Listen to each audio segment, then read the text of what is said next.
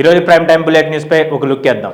180 మంది సిబ్బంది ఉన్న ఇరాన్ యుద్ధ నౌకపై అమెరికా బాంబ్, విశాఖ నుండి హిందూ మహాసముద్రంలో దాడి, 32 మందిని రక్షించిన శ్రీలంక, 87 మృతదేహాల వెలికితీత, మిగిలిన వారి ఆచూకీ గల్లంతు. రాజ్యసభ అభ్యర్థులుగా కాంగ్రెస్ అధిష్టానం ఇద్దరిని ఎంపిక చేసినట్లు సమాచారం. అభిషేక్ మను సింఘ్వి అలాగే వేం నరేందర్ రెడ్డి పేర్ల జోరు ప్రచారం. మరో 2-3 రోజుల్లో భారీగా లొంగిపోనున్న మావోయిస్టులు పోలీసుల సమక్షంలో 100 మందికి పైగా జనజీవన స్రవంతిలో కలవనున్నట్లు సమాచారం.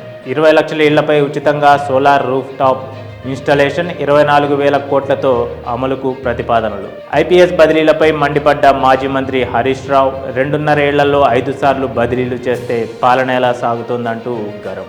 యుద్ధ వేళ నిలిచిన డ్రై ఫ్రూట్స్ సరఫరా, రంజాన్ ఉపవాసాల వేళ జనాల్లో పెరిగిన ఆందోళన. సాగునీటి ప్రాజెక్టుల భూసేకరణకు 5,000 కోట్ల రూపాయలు విడుదల చేయనున్నట్లు నీటిపారుదల శాఖ మంత్రి ఉత్తమ్ కుమార్ రెడ్డి.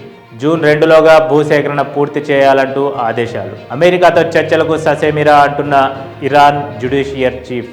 అధికారికంగా ఇంటర్వ్యూలో ప్రకటించిన గోలం హుస్సేన్.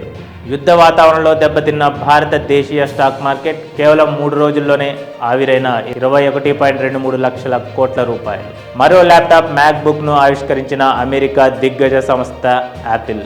$599 ధరతో ప్రారంభం. సెమీఫైనల్లో కంగుతిన్న సఫారీలు, దర్జాగా ఫైనల్లోకి అడుగుపెట్టిన కివీస్ జట్టు. నేడు ఇంగ్లాండ్తో సెమీఫైనల్ ఆడనున్న భారత్. వాంఖేడ్లో చావో రేవో తేల్చుకోనున్న సూర్యకుమార్ సైన్యం. సంక్షోభంలో పడ్డ సిటీ గ్యాస్ రంగం. తమ ఎల్ఎన్జీ ప్లాంట్ దెబ్బతినడంతో ఉత్పత్తి నిలిపివేస్తున్నట్లు తెలిపిన ఖతర్. ఊదుతున్న బెలూన్ గొంతులు ఇరుక్కొని 4 ఏళ్ల పాప మృతి. గుంటూరు జిల్లా పెదకాకానిలో విషాద ఘటన. కరెన్సీ నోట్లపై అంబేద్కర్ ఫోటో ముద్రించాలి, కేంద్ర ప్రభుత్వాన్ని డిమాండ్ చేస్తున్న తెలంగాణ రాష్ట్ర కార్మిక గనుల శాఖ మంత్రి వివేక్. భద్రాచలంలో ఘనంగా మొదలైన శ్రీ సీతారామస్వామి వారి కళ్యాణ పనులు. నిన్న వైభవంగా జరిగిన తలంబ్రాలు తయారీ వేడుక. హైదరాబాద్లో కల్తీ నెయ్యి కలకలో. తయారీ కేంద్రంలో సోదాలు. బంజారా హిల్స్లో 18 లక్షల విలువైన 40 కిలోల నెయ్యి స్వాధీనం. ఇరాన్ మీద యుద్ధంపై మాట మారుస్తున్న ట్రంప్. ఇరాన్ అమెరికా మీద దాడి ప్రణాళిక రచిస్తోందని తెలిసి ముందస్తు దాడి చేసినట్లు వెల్లడి. కరాచీలోని కాన్సులేట్లో అత్యవసర విధుల్లో లేని దౌత్య సిబ్బందిని ఉపసంహరించుకున్న అమెరికా. ఖమేనీ హత్యతో పాకిస్తాన్లో అల్లర్ల కారణంగా నిర్ణయం. ఇరాన్ అణుబాంబు తయారు చేస్తుందని ఆధారాలు లేవు. డొనాల్డ్ ట్రంప్ ఆరోపణలపై అంతర్జాతీయ అణు ఇంధన సంస్థ కీలక ప్రకటన. 4 దశల్లో 2,000 ఎలక్ట్రిక్ బస్సులు.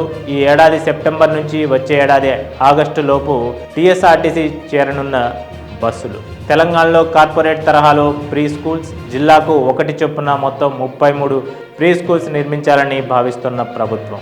రాజ్యసభలోకి ఎంట్రీ ఇవ్వనున్న బీహార్ సీఎం నితీష్ కుమార్ తన సీఎం పదవిని కుమారుడికి అప్పగించనున్నట్లు సమాచారం. తూర్పుగోదావరి జిల్లా రాజమహేంద్రవరంలో తీవ్ర చర్చనీయాంశమైన కల్తీ పాల ఘటనలో మరో 2 బాధితులు మృతి చెందారు.